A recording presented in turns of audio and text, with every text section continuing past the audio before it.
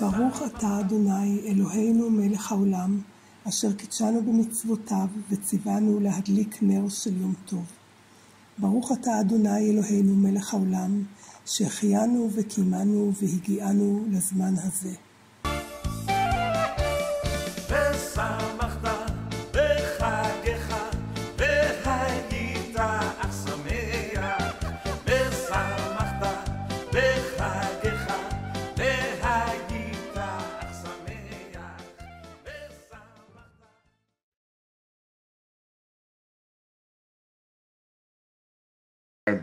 This was something which we were not used from 48, and it was a very difficult moment for us. However, this was a night of 14th of October, which everything was changed. We were organized, and we have been told that we are going to cross the Suez Canal. I will show you a picture. Here is the photo where we all are gathered, and we started all the night to move toward the canal. We were 20 kilometers eastward. It was very difficult. It was bombing of the Egyptian artillery. Finally, at the morning, we reached the canal, and I have made some of the photos which I think are dramatical. One is, you can see, just a moment, here. We are on a big boat which is crossing the canal to the Egyptian side. Another photo. Here we are, just a moment.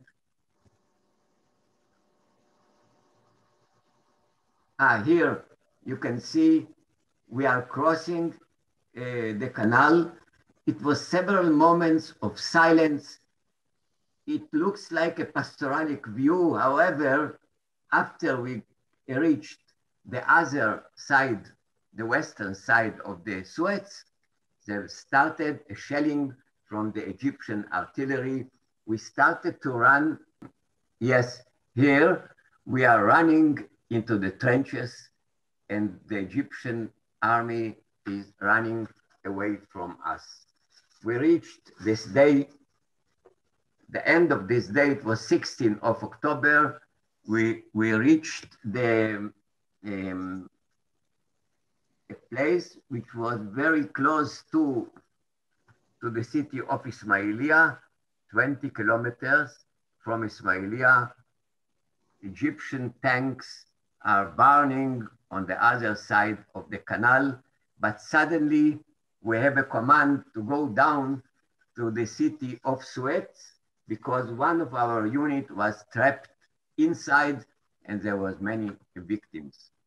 We ran immediately to the Suez city and started to fight on its suburbs. And I will show you, here is the Suez city. After the ceasefire, there was a ceasefire. This was the border between us and Egyptian. We started to stay in the city.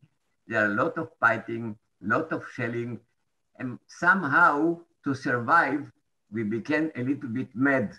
And I will show you a photo of madness. Just a moment.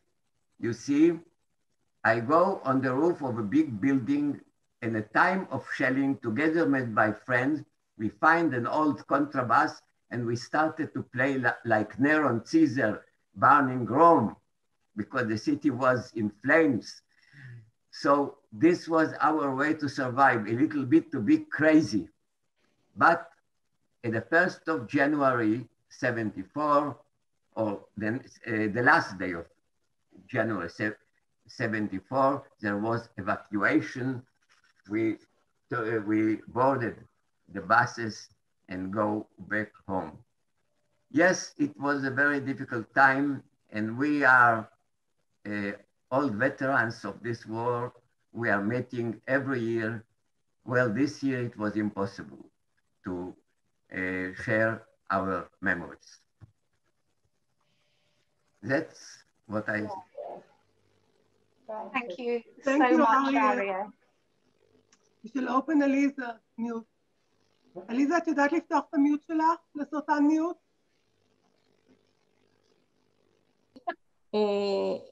October 1973, Yom Kippur, silent, and suddenly we heard siren, very long and very strong siren, and the war began. We were not ready to this war because we were sure no one will try to fight with us because we are so hero after the six day war. So suddenly we saw many people in the street, and many people ran away from the synagogue and took their cars and drove, and we didn't understand what happened. But my neighbor, Ruti, she had two soldiers, and Eldad and Yuval the elder. And they quickly ran away with the car and went to the war.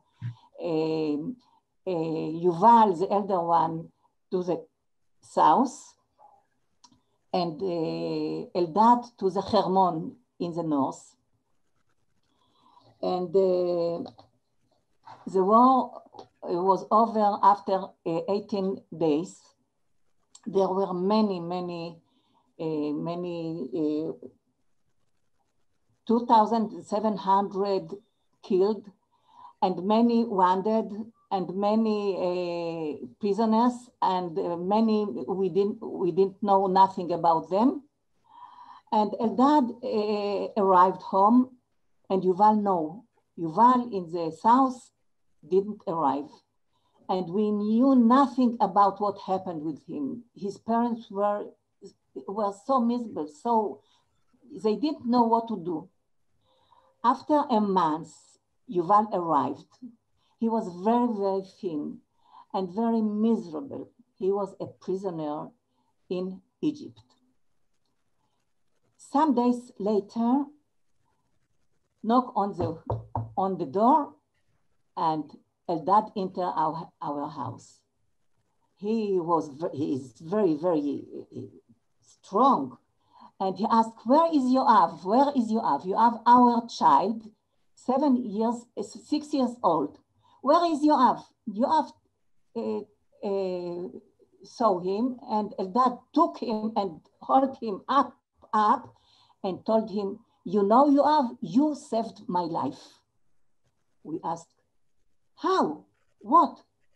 And Eldad took out from his pocket a painting of a child. There was a little house with red roof, with sunshine, with a flower, and there was written, don't die, my dear soldier. Come home from Yoav Ramati from Ben Shemen. This letter, many letters were sent. We sent many letters. All the children wrote, and we sent cookies, and we sent everything we can. And he showed us this painting and said, you saved me. I want to tell you that Eldad and Yuval built beautiful families, and their children are soldiers now. And we hope it will be shalom, and no war more, and only shalom. והעושה שלום במרומיו, הוא יעשה שלום עלינו ועל כל ישראל. Thank you. Amen. Amen. Amen. Thank you. Marcela. Okay, now it's my turn. I want to share one minor experience of the Yom Kippur that I went through. At that time, לא שומעים. you don't hear? At that time, now you hear? Yeah. At that time, I wasn't an officer yet. I served in an ammunition, גם רואים אותי? זה בסדר? In an ammunition base in the center of Israel, and was responsible for supplying ammunition to units throughout all the country. The war started on Saturday afternoon, and we stayed in the base from the day before because it was an order, even it was Yom Kippur. We were working day and night without breaks. I don't know how long it took. We loaded trucks. I wasn't a loaded truck, but I was in an office. But trucks came in and out, moved and from us to the front without stop. And only a little information from what is about what is going on in the borders came to us. We were so busy, and the officer, we didn't hear news, we didn't, just was working. For my seat in the office, I was working, it was near a wide window, and I was able to see wide area, like all the road, a big part of the road between Hulda to the south. And one night, I saw a long row of lights. It was a convoy of semi-trailers. I'm starting to shaking to feel what I feel then. It was a semi-trailer truck waiting outside the base, and they came to pick up the tanks, ammunition, and artillery. But our warehouses then was already totally empty. I and another officer went up to the warehouse and with a flashlight, searching, maybe something will be found, maybe one thought we left out, I don't know. And we knew that in the front, our forces are struggling for to get the bombs and ammunition, but we have nothing to give them, nothing to supply. We knew that they needed it for their life, but was empty, just empty for a long time till the Americans started to supply to help us. And our tanks in the front were standing in the front line with no shells. Till to this day, I remember the convoy and on the track and the light of the trunk of the semi-trailers, and my stomach turned over in me. It's really painful. There really was a sense of a third house destruction. I remember it tears, and whenever I remember it, this is the worst moment in my life. Thanks to God, or thanks to our power, or I don't know for what, I hope that it will never happen again. Thank you, thank you. Thank you, all of you, for what you've shared. And I've been asked to speak on behalf of the British to express our sorrow, and it's because of us that you were running out of ammunition. It's absolutely shocking. I have here some facts which I'd like to read. It's a little account written by a British man who was Jewish, and he later made Aliyah to Israel, but he visited Israel after the Yom Kippur War, and he explains that Britain would not allow America to refuel. And Britain also influenced other NATO nations not to allow America to refuel so that they could bring ammunition and parts and whatever was needed by Israel. It's so horrible what we did. And you Israelis will know this, but we want to acknowledge this and express our sorrow.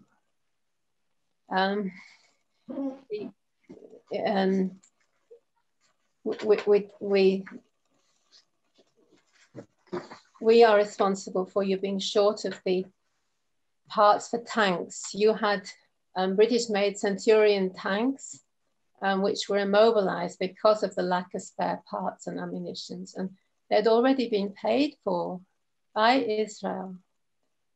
And this man who was with his friend, he said that the soldiers on the front, when they went down to the front, they would ask where they were from, and when they said they were from Britain, they said they were disgusted with Britain.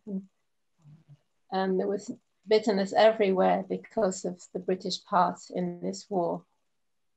And some of the soldiers told Lance and his friend that they saw their friends being killed and how they stood by with tanks that were quite all right, but they were running out of ammunition.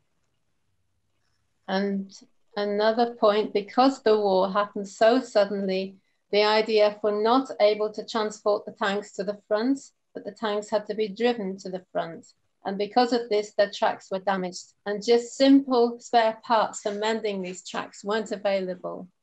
Again, because of Britain. Apparently two ships that were loaded with ammunition and spare parts were turned back on the orders of the British Foreign Secretary. The spare parts and this ammunition had already been paid for in cash by Israel. So it's absolutely heartbreaking that Britain abandoned Israel at this time, in this great hour of need. And we sided so treacherously with the enemies of the Jewish people.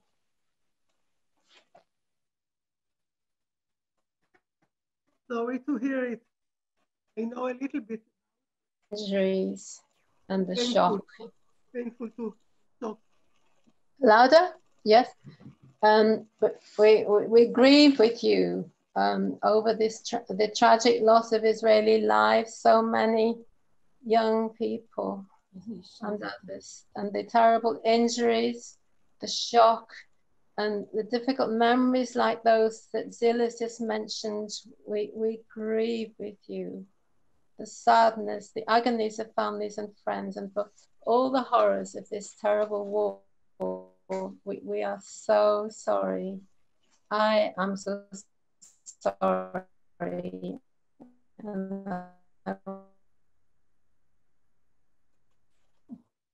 Thank you, Anne. Something happened to the connection. Do you hear it, Rosie? Rosie? I have a little comfort. Can I? Anne's connection is interrupted. Okay. So we wanted to sing from Psalm 121, which is often sung at memorial ceremonies. We haven't learned that Esa Enaim El Haharim, but we do know Hine Lo Yanum Velo Yishan, which I think you all know. So we'll, in the midst of all that tragedy, and continues to watch over Israel. Rosie, but ask everybody to mute himself. Yeah, thank you. Everyone mute. Everybody mute, that please. Want to sing, to join, must be muted. It's better if everybody mutes the echoes.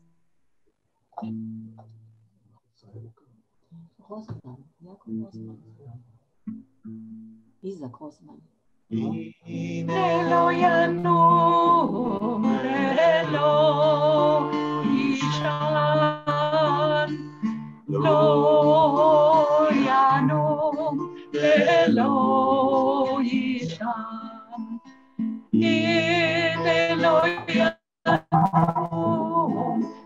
Velo Ishan Shomer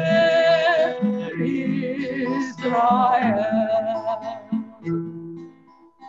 In of Israel, neither slumbers nor sleeps, slumbers nor sleeps, neither slumbers nor sleeps.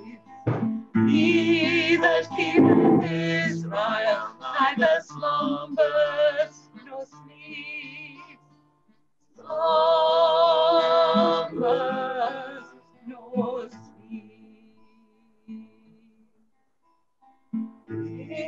Velo Yanum, Velo Ishan, Lo Yanum, Velo Ishan. In Elo Yanum, Velo Ishan, Shomer Israel.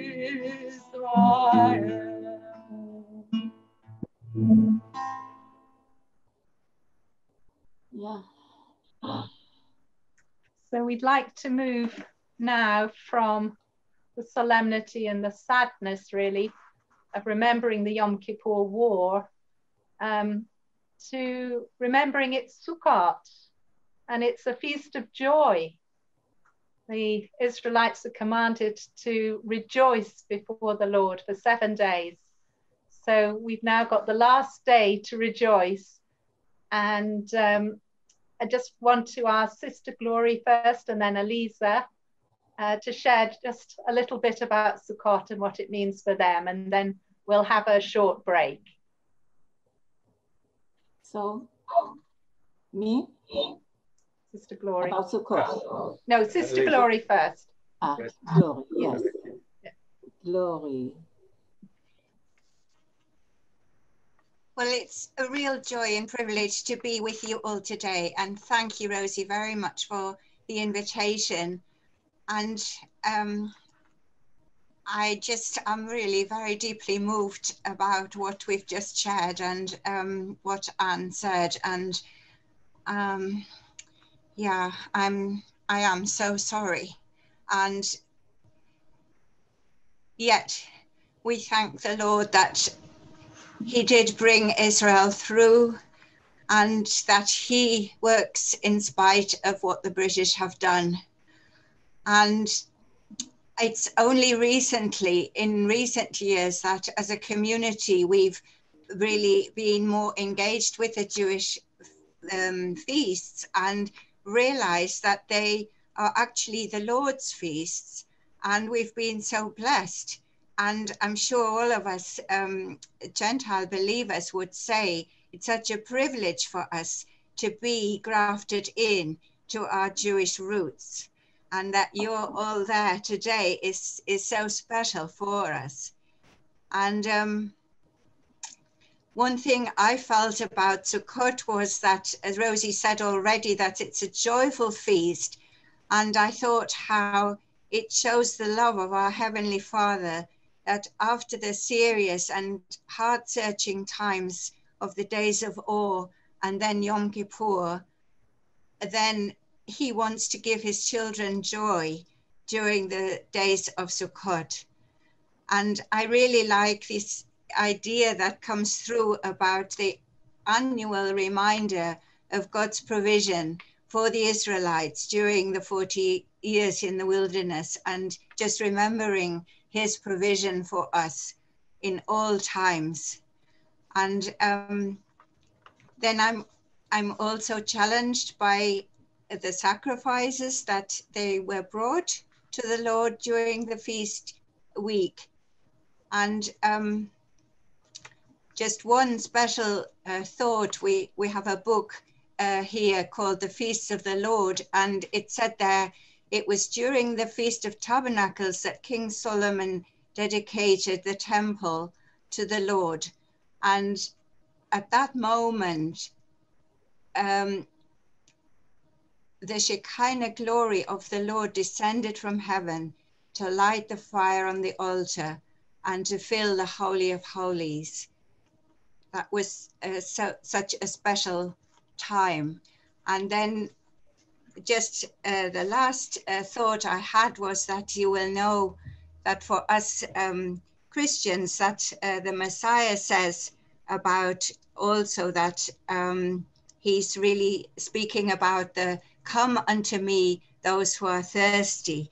And he said that at the Feast of Tabernacles. And really what's also in Isaiah, come unto me all who are thirsty. Yeah.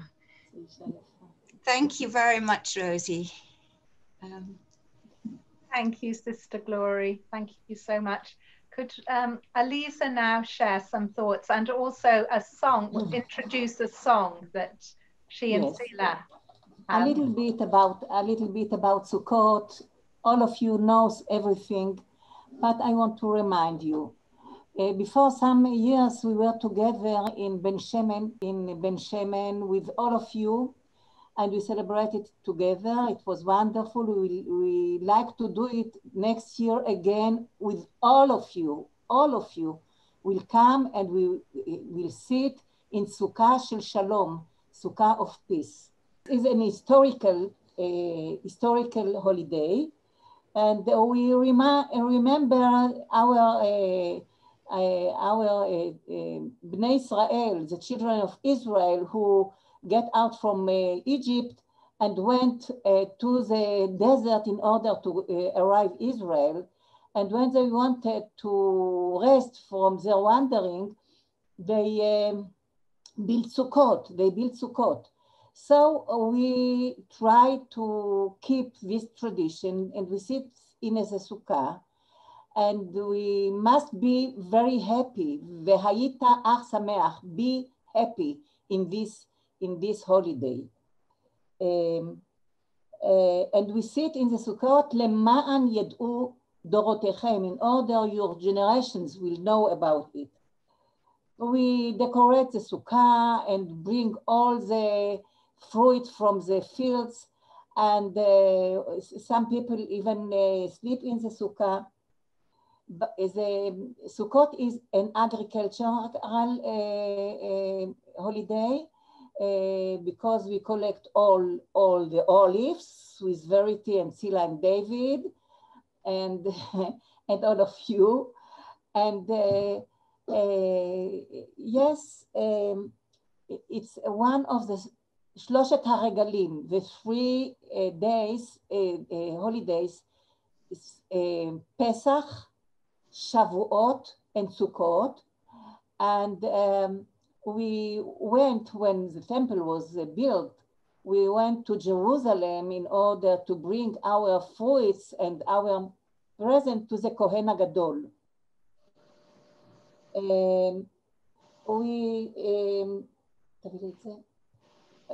We used to speak about the four minim, 4 kinds. It's the etrog. You see it? No? The etrog. No, it's not an etrog, the limon. No, the etrog and the lulav. The lulav. And the hadas. Hadas. And the arava. Arava.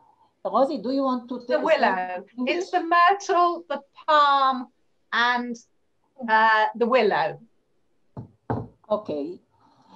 And we take all these 4 and we tie them together because it symbolizes Israel people, that everyone is different from the other. One with smell and with taste, one without taste and without smell, but we are all together. And I want to say that we are all together, all of you from Australia and from Europe and from America, we all are together We want to be together, and we want to have silence and shalom. Yeah. The last day of the Sukkot, it will be after tomorrow, it's Simchat Torah. We finish to read the Torah, and a day after we begin to read it from the beginning. In Simchat Torah, we must be very, very happy with the Torah, in the street, with all the people and children, and we pray to the rain, and we hope next year, please invite tickets and come to Israel, and we'll celebrate together. Thank you very much. Thank you, Aliza. Thank you, Aliza.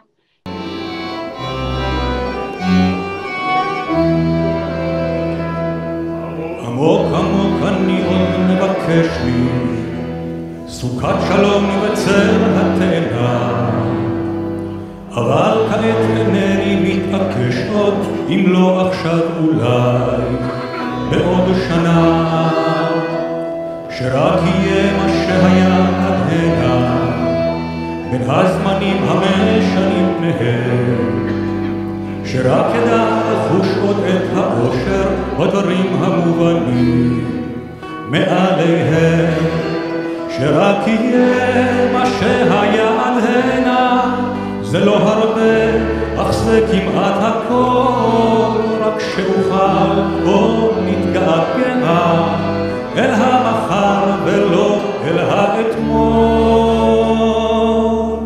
שרק יהיה מה שהיה עד הנה שרק יהיה מה שהיה עד הנה שיישאר לי פתח לחלום כשהאהבה חמה עודנה כילד קט שאינה רעתו עמוק עמוק אני עוד מבקש לי סוכת שלום לנוח בצילה אך מאמין כי המעט שיש לי גם הוא הרבה יותר מכל תפילה שרק יהיה מה שהיה עד הנה זה לא הרבה אך זה כמעט הכל רק שאוכל עוד מתגעגע אל המחר ולא אל האתמול שרק יהיה מה שהיה עד הנה זה לא הרבה אך זה כמעט הכל רק שאוכל עוד מתגעגע אל המחר ולא אל האתמול שרק יהיה מה שהיה עד הנה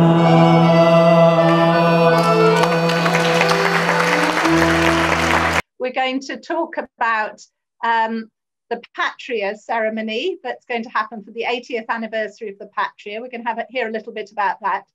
Then we'll hear a little from Itzik about the Exodus group, and then from Tzila about the Cyprus group. And then we'll have a little bit of rejoicing for Sukkot, and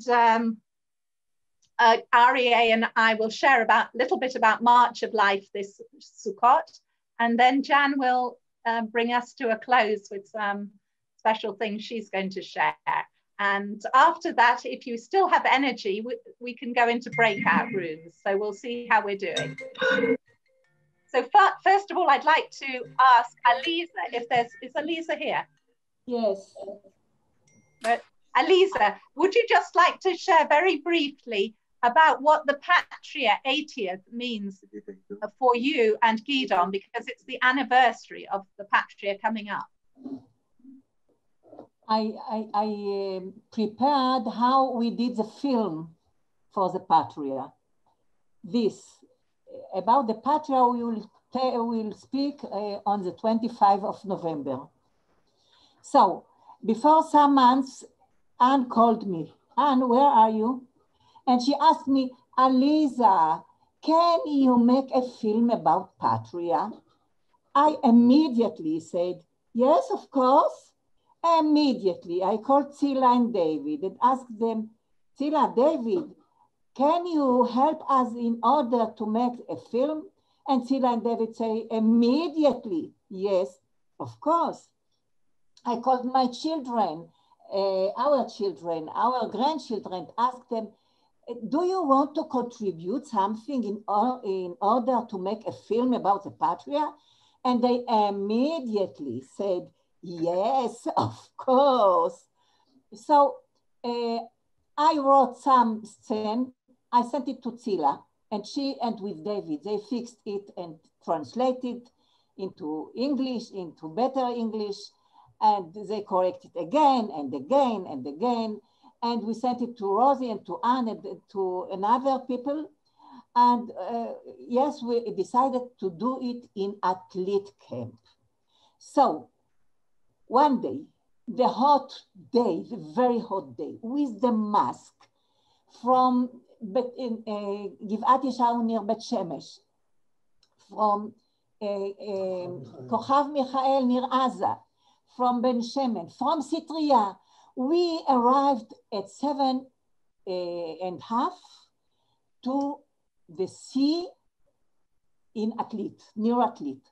Tzila and David together with the mask. It's very hot. They began to take film with the camera, and we brought all the dresses and all the accessory in order to do it quickly, in order to finish.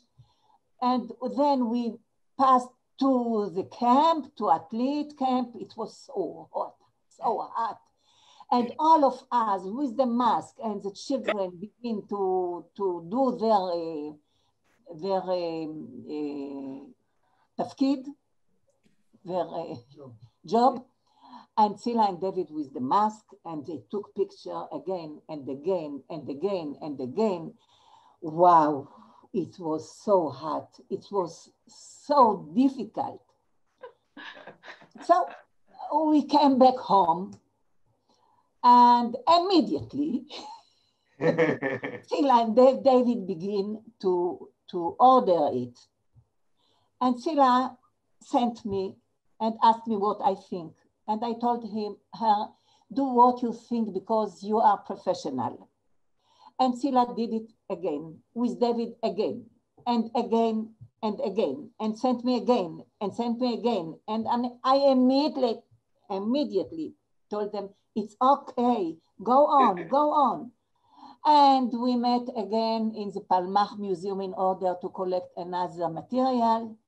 And Tzila worked with David together, very difficult. We met again in Ben Shemen with the children, and Tzila took pictures. We worked difficult with the mask and with the hot.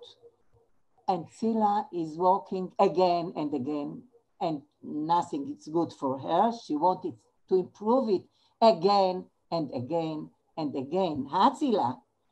She is so perfect. And I hope on the 25th of November, we'll meet together in Zoom with all of you and more than all of you. And we'll see the film that David and Tzila made. I want to thank very much all my family, Gideon and all the children, my children, all grandchildren. I want to thank Anne and Rosie. I want especially thank David and Tzila for all your work. And you didn't finish yet. Till the 25, you have to change it again and again because it's not perfect. So we hope you will join it, and we will remain something from the historical day of the Patria when it was bombed on the 25th of November. And maybe Gideon will say some words when it arrives. Thank you very much. Thank you very much. Before Gidi, thank you very much. Immediately, thank you. Before Gidi will talk, I want to correct something. It's not the Patria story, it's the Gidi story connecting to the Patria. So, Patria is the source, Patria is the reason. לא שומעים. It's the family story. לא שומעים. כן, שומעים. Why not? I'm not אני on שומע? עכשיו יותר, אוקיי. שומעים, שומעים. שומעים. תמשיכי. No, I finished. I said that it's not the Patria story, it's the story of Gidi.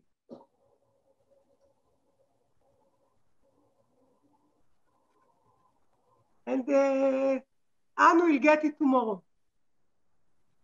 And do whatever.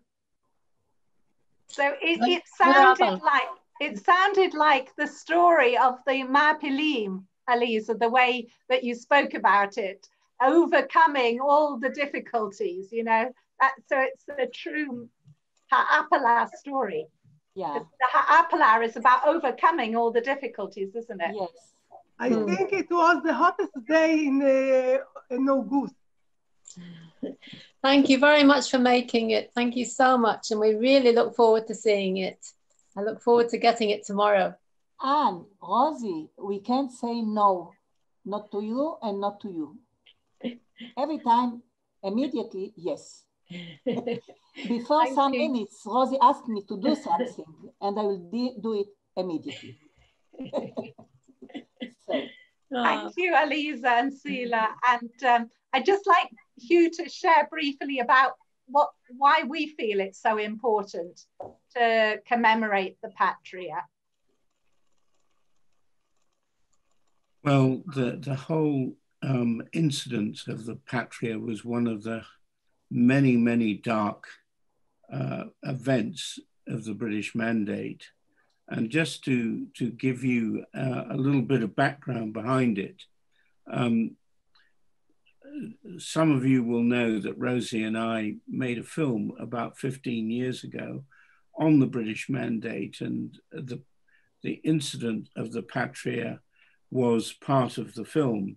And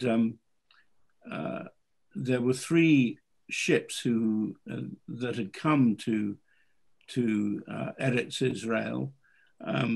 The Milos and the Pacific arrived, and the British took all of the refugees off of those 2 ships and put them on the Patria.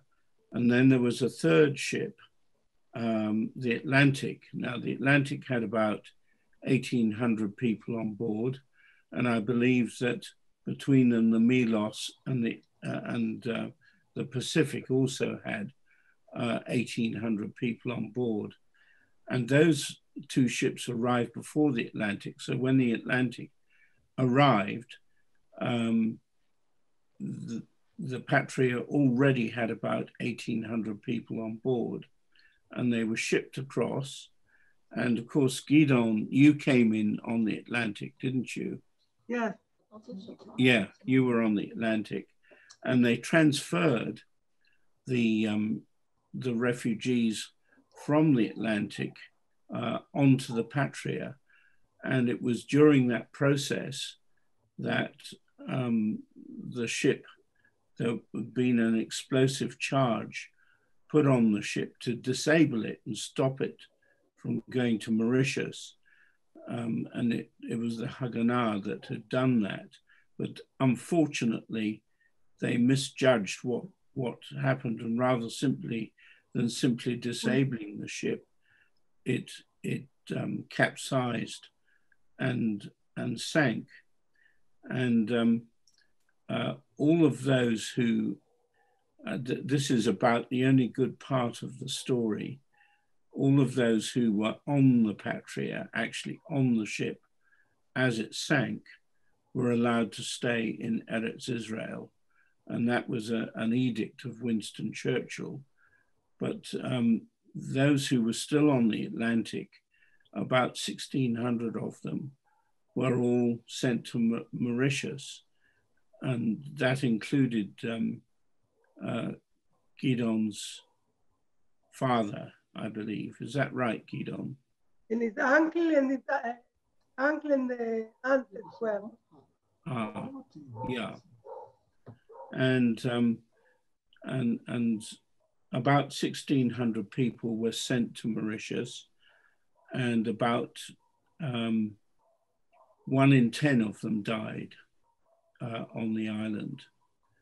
But it's one of the awful stories, and there were many awful stories during the British Mandate period. And I just want to say on behalf of those of us from Britain here that we're just so sorry. And by the way, the whole matter of Jewish people not being allowed to come into Eretz Israel was a violation of the mandate itself, and as such was a violation of international law, because we had signed a treaty and part of that treaty was to set up a homeland for the Jews and allow them to migrate into Eretz Israel. And I just want to say that I'm just so sorry on behalf of those of us who are here who are British, that we made your lives such a misery. And indeed, we've got blood on our hands for what we did, or failed to do, I should say. So please accept our apologies anyway. And our hope is that one day the British government will apologize for the atrocities, actually, and some of them are atrocities, that were committed during the mandate period. Thank you very much, Hugh. And we will have a special ceremony on Zoom on the 25th of November, and Anne and I are meeting with the staff at Athlete over Zoom on Monday to begin to plan that. So we will keep you informed, but our hope and prayer is that we will get many people, both those from the Israeli side who were on the Patria and had family on the Patria, but also British people who know very little about the story to be part of that event. So we'll keep you informed about that. But I'm looking forward to hearing now from Itzik about what is being planned by the Exodus group, because I'm a little in the dark. I don't know what the latest plans are. Okay, good evening to everybody. Good evening. מה, שומעים אותי? הכל בסדר? מצוין, יופי. יפה, okay. So for the next year, we have about 4 programs now. One of our programs were made by Yaakov.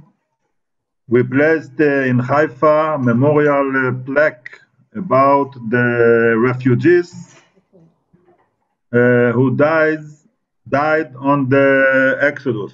3 people, 1 woman that have a baby and died. 1 baby that died when he born. So we put a memorial plaque in Haifa, yard grade. The second, our main program, that's Aryeh Itamar is the main chief, the leader of this program, is a big ceremony next Sukkot 2021. And we want to tell the story of the refugees that were on the Exodus from North Africa. There's a group about 40-50 people on the Exodus. All of them not with us, only 2. But the second and third generation work together. And כמה? 3 אנשים, נכון. 3, נכון. אריה צודק. נשארו 3 אנשים, ששלושתם, 2 אני מכיר אישית, והם... Itzik, English, Itzik, Yes. There are still 3 people that were on the Exodus. All of them after 90 years old, but we can talk with them and they remember everything. The third program, we want to make like Agada of Pesach, we want to make Agada of Exodus. And 2 women began to work on it, and I hope it will be ready to the next July or September to the next year. We prepare to make Agada of Exodus. All the families, everyone can have a special Seder of Exodus. Like Seder of Pesach will be Seder of Exodus. And the last program is with the people from Tübingen. They have the musical about the Exodus. And I hope the situation will change as there will no Corona.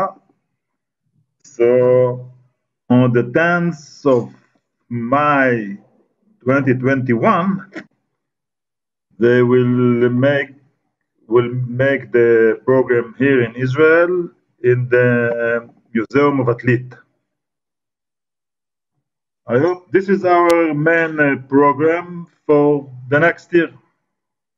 I hope to see you. Thank you. We hope to be Okay. with you. It's great to hear Thank all you. the plans. Thank you so much, Itzik. For those who don't know Itzik, his father Mordecai was one of the heroes on the Exodus ship. I think a few of you haven't met Itzik and didn't know that. The main hero, he was the leader of the refugees. Yeah. Yeah, my father was the leader of the refugees, and if you will write Mordechai Rosman on Google, you can read about him. He saved a woman and a child. Yes. I am in connection with the child. Yaakov, is there anything you want to add? Yaakov works very closely with Itzik. He does all the work behind the scenes. And so we appreciate you, Yaakov, too, very much. And I would like now Tzila to share about the plans for the Cyprus babies and those who were on Cyprus under the British detention. Okay, I wrote it really because I hardly can speak by heart. So I will try to read what I wrote here. It's exactly 5 minutes that you dedicate to me. So the detention camp in Cyprus operated for only 2.5 years, in the years 46, 49. And during these 2 years, 2,200 babies were born, included me. 70 years after the camp opened an initiation, a cross initiation for trip to the campsite. Although the camps today are not in the territory of Cyprus, but in the Turkish region, over 1,000 people have taken part in these travels to Cyprus, just to meet piece of our history and our parents' struggles to get to their homeland to build their life or build their place. As a result of these journeys, connections were formed between the member of the journeys and became brotherly bonds. But the practical product was the establishment of the organization for the transmission of heritage from the Cyprus camps. This organization works vigorously in several areas included. First, documenting personal stories and memories of those who are still alive. We are filming and writing and collecting all the information. Second, initiate and hold meetings of camps veterans and especially children born there. Third, build a database of everyone related to Cyprus and illegal immigration and allow complete information and allowing anyone to search all of the information. So everybody that went through can get information, what their parents or their friend or whatever, where they were, what ship they came, because we didn't know anything with the children before. Then initiating and hold a conference of Cyprus children and family members, and recently also organizations of illegal immigration members according to the ship on which they were transported. As I mentioned, within the fences in Cyprus, 2,200 babies were born. But there were also many dead there. And I don't know if it's 167 or 163 graves, mostly of babies, even without names, were left behind with the closure of the camps. And our immigration tweet, when the camps were closed and we immigrate to Israel. So an annual, the babies in 1970, their bones were brought to Israel and buried in Haifa. It was an official operation decided by the government and with the army, the part of the Rabbanut HaTzva'it did it. The organization established an annual memorial service for all those who died there in Cyprus. And this year, the ceremony was to be held to commemorate the 50th anniversary of their buried in Israel.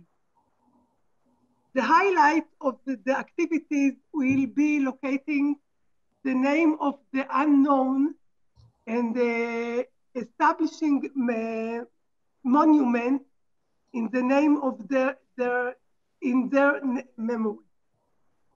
So for this, we are working very hard, even including movies, including meetings.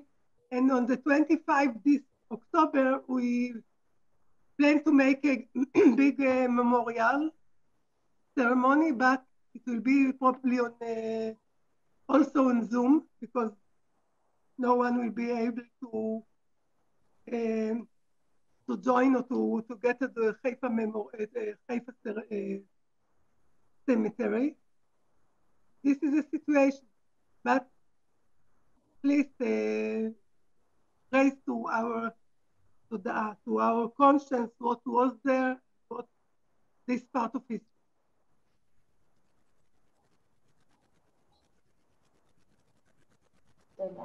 Yeah, thank you so much, Tzila. I think we're going to have to see if we can have these two ceremonies on different days, because some of us want to go to both of them. It's 25 October and the October. Is 25, yes, November, in 2 weeks. Oh, okay, that's different. Yes, oh, okay. A month different. 25 October, they were buried here in Israel. Okay, so that's interesting. But later in the day, on the 25th of October, we have a special Zoom where we're trying to encourage Christian young people from the UK to learn more about Britain's history with Israel. So we're quite excited to try and get young people involved and hearing the stories of the mandate, as well as hearing about the San Remo Treaty, which of course Hugh has done much research about. But it's an exciting new project I'm involved with, because as you know, and as you all believe strongly in Israel, it's so important that the next generation will follow will follow on. And it's no good if just our generation know the history and seek to make amends. We want to teach it also to the next generation. So just to let you know that's happening. What we would also like to do later in the autumn is to have some lectures or talks by some of you about your experiences, and to try and do that on Zoom. Well, instead of trying to cover lots of material like today, we would cover one particular subject and try and invite people who don't know as much as some of us know about your stories. So that's something we're planning for the future. But I think now we have a song. We need a little break to rejoice. And Sila hopefully has a song for us, which is very, very familiar, but it's great fun. It's at Ben Gurion Airport, hopefully. And it's a rendition of Heveinu Shalom Alechem, but rather different. I hope it's going to come up.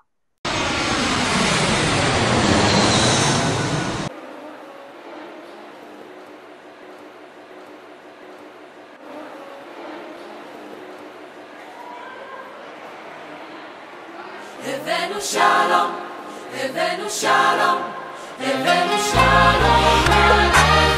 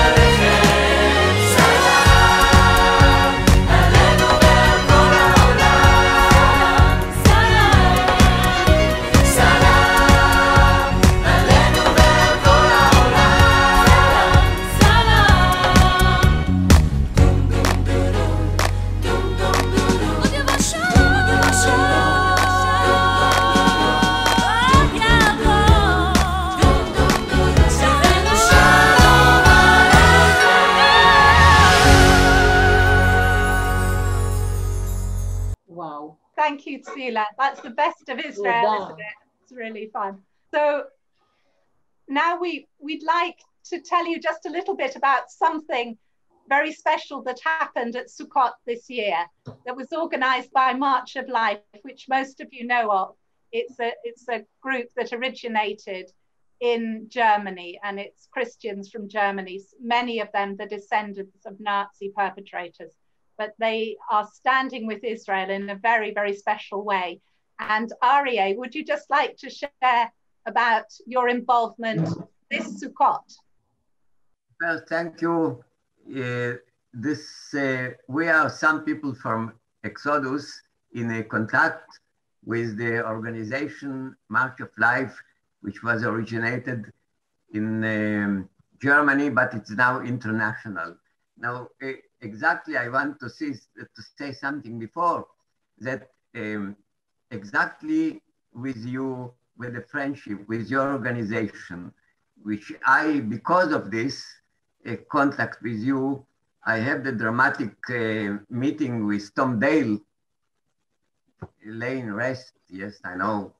And with March of Life, I have also that one of the members find the place where my father was fighting and dead. And as a gratitude, I designed a small movie of 10 minutes, sent them about roots of my family and my father especially where he fighted. And so one of the members of March of Life addressed me before Sukkot and told me that the 4th of October, there will be an international day against anti-Semitism. And she wanted me and some few other people to record ourselves with a small video. What are we thinking about this? And she told me that it is a wave of anti-Semitism all over the world because of the corona. There are many people which are blaming Jewish. This makes me very angry. And I recorded 1.5 minutes. I will try, because I am not reliable on the video and the technology, I will try to do it for you from my head. I hope that it will be okay. So please listen, it was out of my anger. Dear people, March of Life, colleagues in Germany, all over the world, thank you for listening to me. Now we are experiencing a terrible time with the corona. But at the same time, when many scientists in Israel and all over the world, including many Jewish, are working hard to find a solution to this disaster, there are people full of hate which reviving the old primitive blood libel against the Jews, accusing us in responsibility for the corona. I have to these people 2 messages. One is bad and one is good. The bad message is that you are living in hell. The hate is hell. Day and night you are suffering from this hate. But the good message is that you can be changed. You can change hate with love and reconciliation. This is what I said in my video. Thank you, Aryeh. Thank you so much. Thank you. Yeah, thank you so much, Aryeh. Yes, and this message is going out all over the world. We had marches in 70 cities around the world in support of Israel this Sukkot. So Colin and I had the privilege of going to Norwich, which is quite close to where we live now. And we went on the streets in Norwich, and hopefully Tzila will be able to put up a picture of us on the streets in Norwich in the rain. And we were able to make a statement in public against anti-Semitism alongside Christians all over the world in 70 different nations. Sorry, I think it's 70 different cities, 70 different cities. And this is what we said, or this is a little bit of what we said. In this worldwide day of action, we declare that even at this time of crisis, we will not remain silent in the face of anti-Semitism, hatred of Jews, and any form of discrediting Israel. We raise our voice against any form of downplaying, equating, and comparing the Holocaust with the consequences of the COVID-19 pandemic. We raise our voice against any kind of conspiracy theories that have openly or covertly become socially acceptable again as Jewish world conspiracy. We raise our voice against every form of hatred of Jews and anti-Semitism, which is in hidden or open form on the internet or at protests that denigrates, degrades, and discredits Jewish life. We confess that God's covenant with his people Israel and his promises of Genesis 12:3 are current and valid for our cities and nations at this time and forever. I will bless those who bless you and curse those who curse you. And in you, all generations on earth shall be blessed. So this was the declaration that we made alongside a bit more than that. And it was wonderful because I had been very busy and I hadn't had any time to prepare for this. And then 2 days before this march happened, well, 2 days before the Sunday, I got in touch with a lady in Norwich and said, would you still like to do something? And it was wonderful because God brought 6 of us together to do this. And it was in Norwich where the blood libel first began and spread all over Europe. So it was a first. And it was the first time that March of Life event has been held outside Northern Ireland in the United Kingdom. So it was a privilege to be part of that. Thank you, Maisie. Rosie, can you send the rain to Israel? We'll do our best. I hope so. I hope so. Yeah. So I think now we're over to Jan for the concluding part of our time together. Jan, it's over to you. Okay. Well, it's really wonderful to be with you all. I'm sorry it is so dark here, but it's the layout of my cottage, so it's a bit dark. But what I want to finish with is something very, very important about stopping the spread of anti-Semitism and stopping all the lies that are said about Israel to young people and children. And when Scylla made her film Sorry in 2015, she interviewed me and I said, we have to face our history.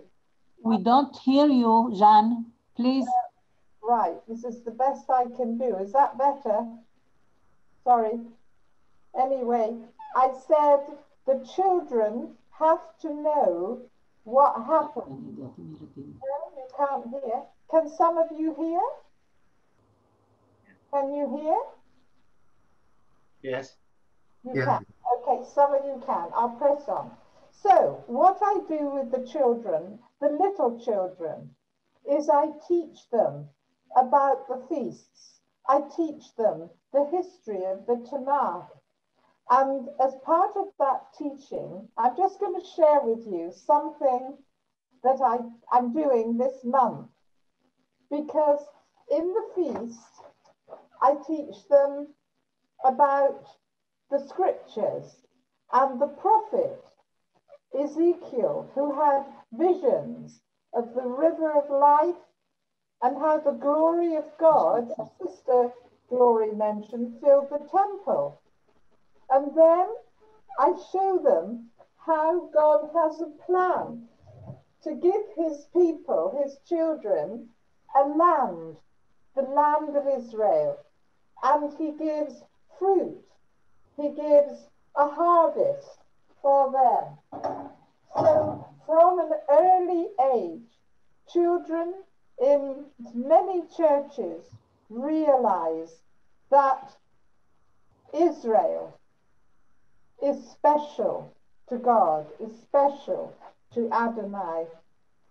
And then in later years, after the early Sukkot ceremonies, there were tremendous additions, and there was water brought up in pipes from the pool of Siloam and flowing over the temple altar through the sanctuary and down through the temple steps. And then how there were four, hang on, I've got one here, there were four large golden menorah at the temple. And so there would be a huge light going out at Sukkot. So you'd have water pouring down the steps. You'd have light shining over Jerusalem. And this is where I teach the children that the New Testament is part of the Old Testament, and how Yeshua came to the feast and said, looking at the water and the light, if any man's thirsty, let him come to me and drink. And he was talking about the Spirit of God. So with the children, they learn that everything we believe comes from the God of Abraham, Isaac, and Jacob. And then we have, as well as the tree of life, of eternal life that Ezekiel spoke about, we have the promise of the healing of leaves. And you can cut these out that I sent you for your children, because Adonai promised that the leaves of the trees are for the healing of the nations. And at Sukkot, all the nations come to Israel. It's a commandment in Zechariah. All the nations come up.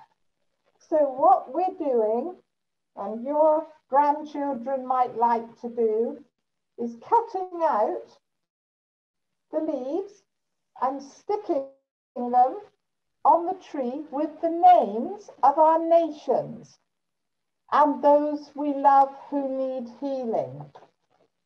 So on mine, I've got the nation of England, where I was born, and the nation of Wales, where some of my ancestors were. And I have Israel, because I love Israel. And also, I have the names of the people in my life who need healing, in my family and friends. And I thought, we can now just have a moment of quiet and remember our nations, where we've come from, where our families come from, Russia, Czechoslovakia, and many countries. And in that moment of quiet, we can give all the pain, all the memories, all the suffering that is still in them today. And with the leaf, those children, I have a photograph of one of my beloved relations. I don't know if you can see, but it's a picture of my great niece. And again, it's a bit dark, but let's just have a moment of quiet and remember our nations, our ancestors, and our present nations and loved ones.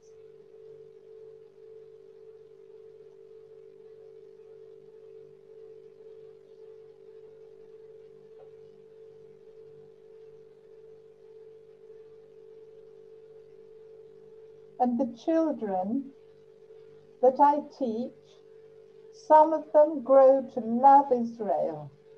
And as they grow up, they learn of today and our history that we're ashamed of, as they're in their 20s now, some of them.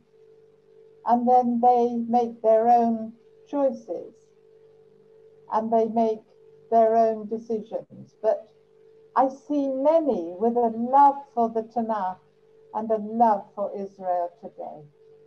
Thank you, Rosie. Well, we're going to finish with a song, Hine Matov Umanaim. We'll all mute, but Aliza is going to get her accordion. Now, after this, we did have the plan for Zoom rooms, but this has gone on longer than we'd planned. Sorry about that, guys. Put up your hand if you would like to just spend 10-15 minutes in a Zoom room afterwards.